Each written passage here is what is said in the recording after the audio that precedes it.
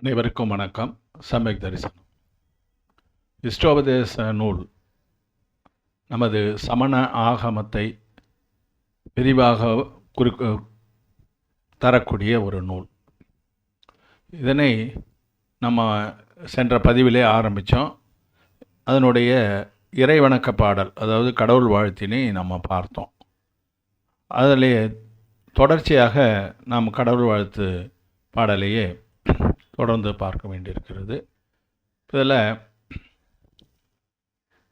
S ஸ்வயம் ஸ்வபாவாப்தி அபாவை கிருஷ்ண கர்மணः தஸ்மை சஞ்ஞான ரூபாய நமோசு பரமாத்மனே என்று சுபாவம் அபாவம் அல்லது சுபாவம் விபாவம் என்பது குறித்து இந்த காதையிலே கூறியிருப்பதை சென்ற பதிவிலே நாம் பார்த்தோம்.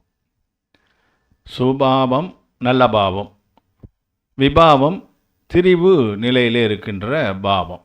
அப்போ பாவம் என்றால் என்ன, அதை நம்ம தெரிந்து கொள்ள வேண்டிய அவசியம் இருக்குது. நம்ம இதெல்லாம் பார்த்தோம் சென்ற பதிவில். இப்போ பாவங்கள் பற்றி தத்துவார்த்த சூத்திரத்தின் மூலமாக நாம் அதனுடைய வகைகளை நாம் தெரிந்து கொள்ளலாம். ஔபசமிக ஷாயுகோ பாவோ மிஸ்ரச்ச ஜீவஸ்ய ஸ்வசத்வம் ஔதைக பாரிணாமிகௌச்ச என்று தத்துவார்த்த சூத்திரத்தினுடைய 34வது காதை கூறுகிறது. இதில் 5 வகை பாவங்களை குறித்து இதிலே கூறப்படுகிறார். உபசம, ஷாயிக, ஷயோபசம, உதய, பாரிணாமிக. இவ்வாறு 5 வகை பாவங்கள் இருக்கின்றன ஜீவன்களிடத்திலே. ஜீவஸ்ய ஸ்வ தத்துவம், ஜீவன்களிடத்திலே இது போன்று 5 பாவங்கள் இருக்கின்றன என்று இதிலே குறிப்பிட்டிருக்கிறார். ஔபசமிகம் என்று சூத்திரத்திலே கூறப்படுவதுதான் உபசமம். அதை அந்த மாதிரி நம்ம புரியும். மிஸ்ர என்று சொன்னால் கலப்பு என்று அர்த்தம். அப்போ உபசமம், ஷாயிகம் இரண்டும் சேர்ந்து இருக்கக்கூடிய நிலை அயோக. அதனால் அதை ஷயோப சமநிலை என்று கூறலாம். ஷயோப சமம், ஷயம் உபசமம், ஷயோப சமம். இப்போ இதை நம்ம புரிந்து கொள்ள வேண்டும் என்று சொன்னால், அதாவது எப்போ பாவங்கள் பிரித்து காட்டப்படுகின்றன என்று சொன்னால், ஆன்மா வினைகளோடு கலந்திருக்கின்ற நிலை திரிபு நிலை என்று நாம் பார்த்தோம். அவ்வாறு திரிபு நிலை என்பதை ஒரு விதமான தூய்மையற்ற நிலை என்று நாம் புரிந்து கொள்ள வேண்டியிருக்கிறது. இப்போ அதில் பார்த்தீங்கன்னா, அதுக்கு உதாரணமாக நூல்களிலே நமக்கு மழை பெஞ்ச பிறகு சேரும் தண்ணியுமாக கலந்து இருக்கும். தண்ணியை நம்ம ஏதாவது ஒரு கண்டெய்னரில் எடுத்தோம்னா, அவ்வாறு இருப்பது ஆன்மாவும் வினைகளும் கலந்திருக்கிற மாதிரி. தூய நீரும் மண்ணும் கலந்திருக்கிறது. அதை விபாவமாக கூறுகிறார்கள். அதாவது கலந்திருக்கிறத திரிபு நிலையை விபாவம் என்று நம்ம கூறுகிறோம். இப்போ ஒரு கண்ணாடி டம்ளர் ஒரு உதாரணத்தில் அதில் சேறு தண்ணியை நம்ம எடுத்து வைக்கிறோன்னா அது விபாவமாக இருக்கும். அது முழு களங்கள் தண்ணியாக இருக்கும். அந்த டம்ளரை அப்படியே அசையாத நிலையிலே அப்படியே வைத்து விட்டால், அந்த பழைய காலத்துலாம் சொல்லுவாங்க, தேத்தாங்கொட்டையை போட்டால் அந்த சேரெல்லாம் அடியில் தங்கிடும்னுவாங்க. அது போன்ற நிலையில் கொஞ்ச நேரத்தில் அதில் இருக்கக்கூடிய அந்த சேற்று துகள்கள் எல்லாம் கீழே வீழ்ப்படிவாக அந்த டம்ளருடைய அடியில் தங்கிடும். மேலே இருக்கிற தண்ணி தெளிந்த நீராக இருக்கும். இப்போ கீழே அந்த தங்கி இருக்குது இல்லைங்களா, அழுக்கெல்லாம் போய் கீழே தங்கி இருக்குதே, அது தனிவு நிலை என்று சொல்லக்கூடியது. அதாவது அந்த அழுக்கு அடங்கி இருக்கிறது, அங்கே தனிவு நிலை. அதை தான் உபசமம் என்று கூறுகிறோம். இப்போ அந்த அழுக்கு எல்லாம் முழுசும் நீக்கிட்டோம்னா, அந்த சேற்றையெல்லாம் வடிகட்டி எடுத்து அந்த தண்ணீரை வேற ஒரு டம்ளரில் அந்த ஊற்றி வச்சோம்னா தெளிவான நீராக இருக்கும். அது அழுக்குகள் நீக்கப்பட்ட நிலை. நீக்கப்பட்டதுன்னா ஷயம், முழுவதுமாக நீங்கிய நிலை. முழுவதும் நீங்கிய நிலை தெளிவான நீராக இருக்கும். இப்போ வினையும் ஆன்மாவையும் இதில் கலந்து நம்ம பார்க்கலாம். கலந்துருந்தால் அது விபாவம், அந்த வினை அடங்கி இருந்தால், தனிவு நிலையில் இருந்தால் அது உபசமம். அந்த வினை முழுவதும் நீங்கி இருந்தால் அது ஷயம். இந்த உபசமத்துக்கும் ஷயத்துக்கும் நடுவில் ஷயோபசமம் என்று ஒன்று உண்டு. அதாவது அதை வடிக்கும் பொழுது மறுபடியும் கலங்கும் அந்த நீர், மறுபடியும் அதை தெளிய வைக்கணும். அப்போ கலங்கிய நீர் கொஞ்சம் கம்மியான அழுக்கு இருக்கும், அழுக்குகள் நீங்கி இருக்கும். அதே நேரத்தில் மறுபடியும் வச்சோம்னா அந்த மீதி இருக்கிற அழுக்கு கீழே தங்கிடும், உபசமமாகி இருக்கும். அது கொஞ்சம் நீங்கியும் கொஞ்சம் அழுக்குகள் உபசமமாகவும் இருந்தால் அது ஷயோபசமம். அப்போ அந்த 3 நிலைகளை நாம் புரிந்து கொள்ள வேண்டும். உபசமம், ஷயம், ஷயோபசமம். அந்த ஷயோபசமத்தை தான் சூத்திரத்தில் மிஸ்ர என்று கூறியிருக்கிறார்கள். இப்போ இதில் இந்த உபசம பாவம் என்று சொன்னால், பாவம் என்றால் எண்ணம். வினைகள் ஆன்மாவோடு சேர்ந்து இருக்கும் பொழுது அந்த ஆன்மாவுடைய எண்ணம், அதனுடைய எண்ணம் மாறுபட்டு இருக்கும். வினையினுடைய தன்மையை பொறுத்த அளவில் வினை அதிகமாக வேலை செய்தால் தீவிர மனப்பான்மை இருக்கும். எதுலேயும் ஒரு வேகம் இருக்கும், அதை செய்து முடிக்கணும், இதை செய்து முடிக்கணும்னு இருக்கும். அது கொஞ்சம் தனிஞ்சு இருந்தால் அதற்கான எண்ண ஓட்டம் மிக தனிவாக இருக்கும். தனிவாக இருக்குன்னா தீவிர மனப்பான்மை இல்லாமல் மந்த மனப்பான்மையாக இருக்கும். அதை உபசமம். அந்த உபசமம் என்பது நம்ம ஏற்கனவே பார்த்தோம். அந்த வினைகள் தனிவு அடைந்திருந்தால், சேறு கீழே தங்கி அடங்கி போயிருந்தால், வீழ்படிவாக இருக்கும்பொழுது இருக்கிற நிலை உபசம நிலை. அந்த உபசம நிலையை 2 விதமாக கூறுகிறது. சம்யக்த்வ சாரித்ரே என்று 2 பாவமாக பிரிக்கிறாங்க. அதாவது உபசம சம்யக்துவம், உபசம சாரித்திரம். சம்யக்துவம்னா தெரியும், அதாவது சமயக் திருஷ்டி என்று சொல்லக்கூடிய சமயக் தரிசனத்தை குறிக்கக்கூடியது சமயத்துவம். சாரித்திரம் என்றால் ஒழுக்கம். அப்போ வினைகள் தனிவு அடைந்திருந்தல். அப்போ என்ன தனிவு அடைஞ்சிருக்குன்னா, மோகனீய கர்மத்தினுடைய 7 பிரகிருதிகள் தனிவு அடைஞ்சிருக்கும், அடங்கி இருக்கும், முழுவதும் நீங்கி இருக்காது. அவ்வாறு அடங்கி இருந்தால் அது உபசம சமயத்துவம். நம்ம ஏற்கனவே திரவிய சங்கரகம் படிக்கும்போது நம்ம பார்த்தோம், நற்காட்சிக்கு 7 பிரகிருதிகளை அடக்கி வைக்க வேண்டும், அல்லது உபசமம் செய்ய வைக்க வேண்டும், அல்லது அதனை முழுவதும் நீக்க வேண்டும். இப்போ உபசமம் செய்திருக்கிற நிலையை நம்ம இதில் பார்க்கலாம். அதில் மோகனீய வினையினுடைய தரிசன மோகனியம், மித்யாத்துவம், சம்யக் மித்யாத்துவம், சம்யக்துவ பிரகிருதி, இந்த 3ம் மோகனீயத்தினுடைய தரிசன மோகனீய பிரகிருதிகள், அதாவது வினைத்தொகைகள். சாரித்திர மோகனியம் 25 இருக்கும். அதில் முதல்ல வரக்கூடியது அனந்தானுபந்தி கஷாயங்கள், குரோதம், மானம், மாயை, லோபம். இது அனந்தானுபந்தி நிலையிலே இருப்பதனை தனிவு செய்து வைக்க வேண்டும். முதல்ல அதைத்தான் செய்யணும். அதுதான் தீவிரமான கஷாயம். அந்த தீவிரமான கஷாயத்தையும் மித்யாத்துவம், சமயக் மித்யாத்துவம், சமயத்துவ பிரகிருதி என்கின்ற தரிசன மோகனீயத்தினுடைய 3 பிரகிருதிகளையும் தனிவு செய்து வைத்திருந்தால், அடக்கி வைத்திருந்தால், அப்போ அது உபசம சமயத்துவமானது உருவாகும். இப்போ மீதி இருக்கக்கூடிய மோகன வினைகள் இருக்கு இல்லைங்களா, மோகனியத்தினுடைய சாரித்திர மோகனியத்தினுடைய மீதி இருக்கக்கூடிய 21 வினைகள். அவை என்ன?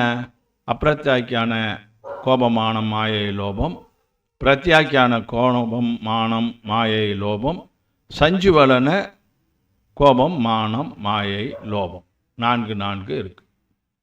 அது தவிர ஆன்மாவுக்கு நேரடியாக இன்னலை தராத நோ கஷாயங்கள், ஹாஷ்யம், ரதி, அரதி, சோகம், பயம், துக்கம், அதன் பிறகு இருக்கக்கூடிய புருஷ, ஸ்ரீ மற்றும் நபும்சக வேதங்கள், உணர்வுகள், ஆண் உணர்வு, பெண் உணர்வு மற்றும் அலி உணர்வு, இந்த 9 நோ கஷாயம் என்று கூறப்படுபவை.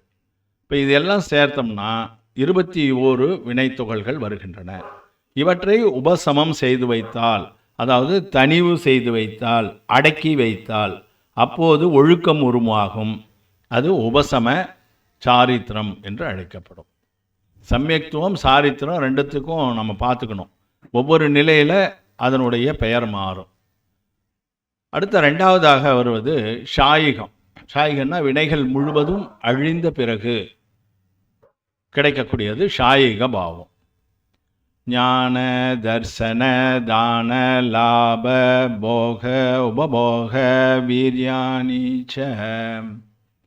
இப்போ எந்தெந்த வினைகளை அழித்தால் அந்த ஷாயிக பாவம் உண்டாகும்? ஞானம் என்று சொன்னால் ஞானம் 4 வகையான ஞானங்கள், 5 வகையான ஞானம் இருக்குது. அதில் 4 வகை தவிர கடைசியாக இருக்கக்கூடிய கேவல ஞானம் உருவாகும். ஞானாவர்ணிகரணம் முழுவதுமாக அழிந்தால் கேவல ஞானம், தர்சனாவர்ணியம் முழுவதுமாக அழிந்தால் கேவல தர்சனம். அப்புறம் அந்தராய கர்மங்கள் 5 இருக்குது. தானம், லாபம், போகம், உபபோகம், வீரியம். இந்த 5ம் அழிந்தால் ஷாயிக தானம், ஷாயிக லாபம், ஷாயிக போகம், ஷாயிக உபபோகம், ஷாயிக வீரியம் என்ற 5 ஷாயிக பாவங்கள் உண்டாகும். அதற்கு பிறகு பார்த்தீங்கன்னா இவையெல்லாம் உண்டான பிறகு ஷாயிக சம்யக்துவமும் ஷாயிக சாரித்திரமும் உண்டாகும். ஏற்கனவே நம்ம பார்த்தது உபசம சம்யக்துவம், உபசம சாரித்திரம். அங்கு வினைகள் அடங்கி இருந்தன. இப்போது வினைகள் முழுவதுமாக அழிந்து விட்டன. அதனால் கிடைக்கக்கூடியது ஷாயிக சம்யக்துவம், ஷாயிக சாரித்திரம். இது 9 வகையாக முழுமை பெற்று இருக்கின்றது. அந்த வினைகள் முழுவதும் விலகி இந்த 9 விதமான பாவங்கள் கிடைக்கும். அதைத்தான் நவ கேவல லப்தி என்று நாம் கூறுகிறோம். எல்லா வினைகளும் அழிந்த பிறகு வரக்கூடியது நவ கேவல லப்தி, இது கிடைக்கும். இது ஷாயிக பாவத்திலே நாம் குறிப்பிடுகிறோம். இதைத்தான் இந்த அட்டவணையில் கொடுத்துருவோம். கேவல ஞானம், கேவல தரிசனம், தானம், லாபம், போகம், உபபோகம், வீரியம், இவையெல்லாம் இந்த வினைகள் எல்லாம் முற்றும் அழியும். வினை என்ன? ஞானாவரணிய வினை அழிந்தால் கேவல ஞானம் உண்டாகும். அப்போது கடையிலா அறிவு கிடைக்கும், அரகந்தருக்கு உண்டாகுது. தர்ஷனாவர்ணியம் இருந்தால் கேவல தரிசனம், கடையிலா காட்சி ஆகும். தான அந்தராயம் அழிந்தால் ஷாயிக தானம் கிடைக்கும், அது அபயதானமாக மாறும். எல்லோருக்கும் அடைக்கலம் தடுக்கிறார் நம்ம அரகந்தர், அதுதான். லாப அந்தராய வினம் ஷாயிக லாபம். அப்போ அரகந்தருக்கு பரம ஔதாரிக சரீரமானது உண்டாகும். அதை பற்றி நம்ம விளக்கம் சொல்லியிருக்கிறோம். அது தேவைன்னா சொல்லுங்கள், மறுபடியும் சொல்லலாம். போக அந்தராய வினை அது அழிந்தால் புஷ்பவிருஷ்டி போன்ற அந்த நம்ம சமோசரணத்தில் கிடைக்கக்கூடிய அந்த வைபோகங்கள் எல்லாம் கிடைக்கும். அதே போல தான் உபபோக அந்தராயம் அழிந்தால் ஷாயிக உபபோகம். அப்போ சிம்மாசனம், சாமரை போன்ற அந்த வைபவங்கள் எல்லாம் கிடைக்கும். வீரிய அந்தராய வினை அழிந்தால் ஷாயிக வீரியம். அப்போது அளவற்ற வீரியமானது கிடைக்கும். அனந்த வீரம் என்று சொல்லலாம், அனந்த வீரியம் என்று சொல்கிறோமே அது. அதுபோல தான் இப்போ ஏற்கனவே நம்ம பார்த்தோம். சம்யக்துவம், ஷாயிக சம்யக்துவம்னா 7 பிரகிருதிகள் முழுவதுமாக அழியணும். சப்த பிரகிருதி என்று நம்ம முன்னாடியே பார்த்தோம். ஷாயிக சாரித்திரத்துக்கு அதில் சொல்லப்பட்ட 21 பிரகிருதிகள் முழுவதும் அழிய வேண்டும். முழுவதும் அழிந்தால் ஷாயிகம், உபசமமாக இருந்தால் அது உபசமம். அடுத்ததாக ஷயோப சம பாவம். ஷயோப சமம்னா ஷயமும் அழிந்தும் இருக்கிறது, உபசமம் வினைகள் அடங்கியும் இருக்கிறது. ரெண்டும் கலந்திருக்கிற நிலை 18ஆக காட்டப்படுகிறது. ஞான அஞ்ஞான தர்சன லப்திய சதுஸ்திரீ பஞ்சபேதா சம்யக்த்வ சாரித்ர சம்யமாஸ். இதில் பார்த்தீங்கன்னா ஞானம் என்பது ஏற்கனவே ஷயமாயிட்டா கேவல ஞானம் மட்டும்தான். ஆனால் ஷயம் கொஞ்சம் ஆகி உபசமம் கொஞ்சம் ஆகி இருக்குது வினைகள். அப்போ எல்லா வினைகளும் இருக்கும், ஞானாவரண கர்ணியும் இருக்கும். அப்போ இந்த 4 வகையான ஞானங்களும் ஷயோபசம ஞானமாக இருக்கும். எவ்வளவு ஷயமாக இருக்கோ அவ்வளவு நல்ஞானம் கிடைச்சிருக்கும். அது மதி, ஸ்ருத, அவதி, மனப்பரிய என்று 4 வகை. கேவல ஞானம் இதில் வராது, அது ஷாயிகத்தில் வந்துடும். குஞானம், அதாவது மதி, ஸ்ருத, அவதி ஞானம் நம்ம ஏற்கனவே பார்த்தோம், தவறான ஞானமாக, தீய ஞானமாக கூட இருக்கும். அதுவும் இந்த மாதிரி ஷயோக சமத்தால் உருவாகும். அப்போ அது குஞானம் 3. தரிசனம் என்பதனுடைய வகை சக்ஷு, கண்ணால் பார்க்கறது. அசக்ஷு, கண் தவிர மீதி புலன்களால் அறிவது. அவதி, தொலைவில் இருக்கின்ற ஒரு உருவப் பொருளை அறிந்து கொள்ளுதல். இது நம்ம ஏற்கனவே விளக்கம் பார்த்துருக்கோம், அதனால் சுருக்கமாக இதில் பார்ப்போம். அந்த மாதிரி 3 விதமான தரிசனங்கள் ஷயோபசமமானால் வினைகள் தனிவும் உபசமாதான் தனிவும் அழிவும் கொஞ்சம் கொஞ்சம் அழிஞ்சு கொஞ்சம் தனிஞ்சிருந்தால் இதெல்லாம் உருவாகும். அதே போல் ஷயோகசம லப்தி என்பது அந்தராய கர்மத்தை குறிக்கிறது. என்ன நம்ம லப்தினா வாய்ப்பு அல்லது அடைவு, நம்ம அதை அடைகிறோம். ஷயோக சமமாக அடைவது என்னென்னா தான லாப போக உபபோக விரியம், அந்த 5. ஷயோப சம சம்யக்துவம், இப்போ அங்கே ஏற்கனவே பார்த்தபோது உபசம சம்யக்துவம் உபசம நிலையில், ஷயோப சம்யக்துவம் ஷய நிலையில், இப்போ ஷயோப சமம் என்பதால் ஷயோப சம சம்யக்துவம். அதே போல் தான் சாரித்திரமும் ஷயோப சம சாரித்திரம். இது தவிர சம்யமம் என்று ஒரு சம்யமம் என்றால் புலனடக்கம், அசமயமம் என்றால் புலனடக்கம் இல்லாமல் இருத்தல். இந்த 2ம் கலந்துருக்கும். ஏன்னா கொஞ்சம் வினை அழிஞ்சிருக்கு, கொஞ்சம் வினை உபசமமாகியிருக்கு. அதனால் சம்யம அசம்யமம் என்பதைத்தான் சம்யமம் என்று கூறுகிறோம். இது ஒரு 18 வகையாக இது காணப்படுகிறது. இந்த பாவங்கள் ஷயோபசம பாவங்கள் என்று கூறப்படும். உதயபாவம், வினை ஆன்மாவோடு கட்டிக்கொள்கிறது, பந்தமாகி நிற்கிறது. அது அப்படியே இருந்துக்கிட்டு இருக்கும். அதனுடைய ஸ்திதி காலம், கட்டி இருக்கக்கூடிய ஒரு காலம் என்பதை நம்ம பார்த்துருக்கிறோம் பந்த வகையில்.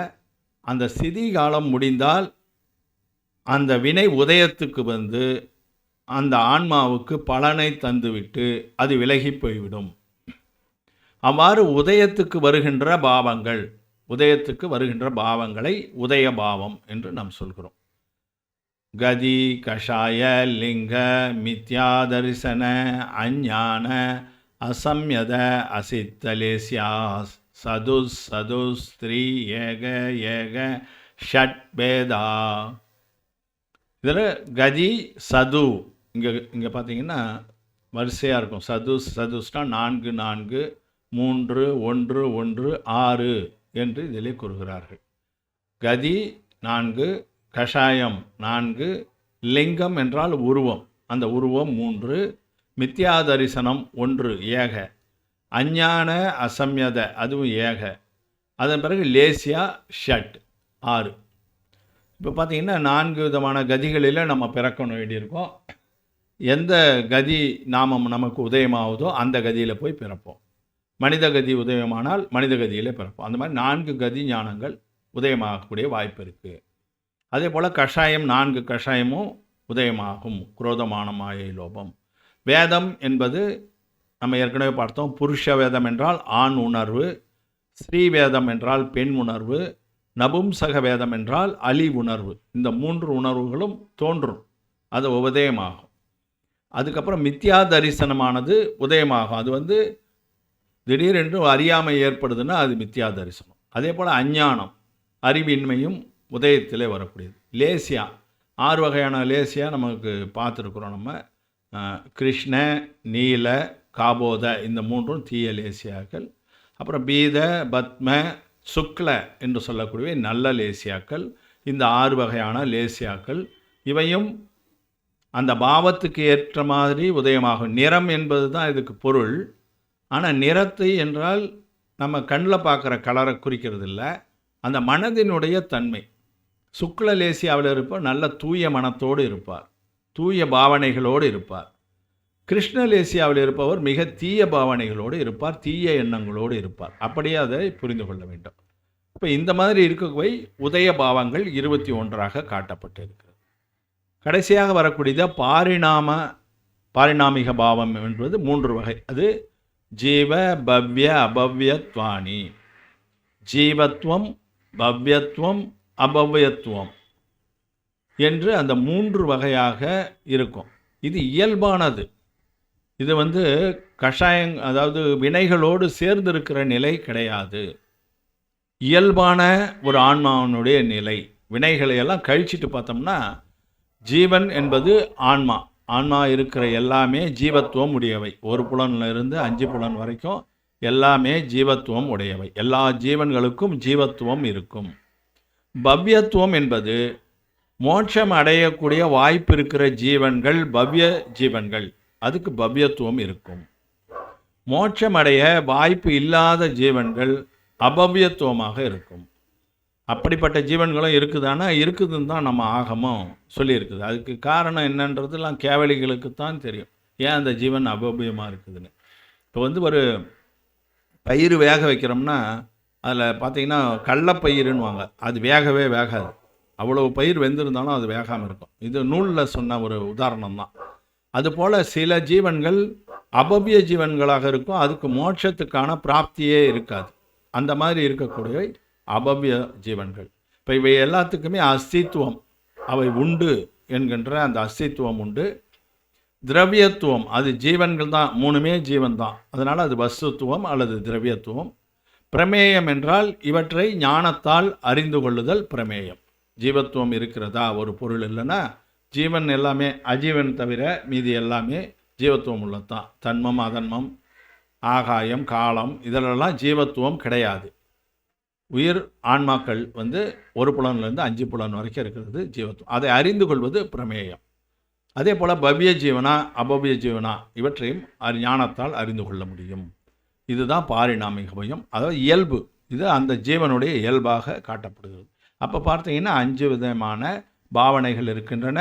இந்த 5 விதமான பாவனைகள் தான் ஜீவன்களிலே எதிரொலிக்கும். அதை வைத்துத்தான் அது சுபாவமாகவோ விபாவமாகவோ இருக்கும். அதைத்தான் இந்த இறைவணக்கத்திலே அந்த சுபாவம் விபாவம் பாவங்களை சீர்படுத்தி கொள்ள வேண்டும். அதுதான் ரொம்ப முக்கியம். ஒரு ஆன்மா மோட்சத்தை அடைய வேண்டும் என்று சொன்னால் அதனுடைய விபாவம் நீங்கி சுபாவம் கிடைக்கப்பட வேண்டும். ஸ்வயம் ஸ்வபாவாப்தி அபாவை கிறிஸ்தன கர்மணக தஸ்மை சஞ்ஞான ரூபாய நமோஸ்து பரமாத்மனே என்று கூறி இறைவனை வணங்கி இறைவணக்கத்தை அவர் முடித்து நூலை துவங்குகிறார்.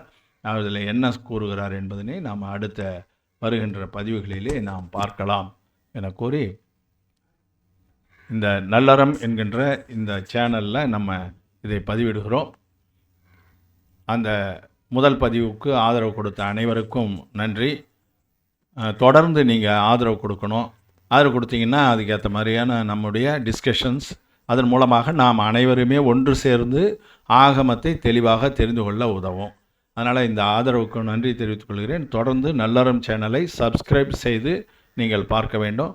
அதில் வினா இருந்தால் எழுப்புங்க. முதல் இதில் கூட நம்ம பவ்யர் ஒருவர் கருத்து பதிவிட்டிருந்தார், அவருக்கு மிக மிக நன்றி. அதனால் தொடர்ந்து நீங்கள் கருத்து பதிவிடுங்க. லைக் போட்டிங்கன்னா நீங்கள் அதை பார்த்துருக்கிறீங்க என்று நான் புரிந்து கொள்வேன். அதையும் நீங்கள் தொடர்ந்து செய்யுமாறு பணிவோடு கேட்டுக்கொள்கிறேன்.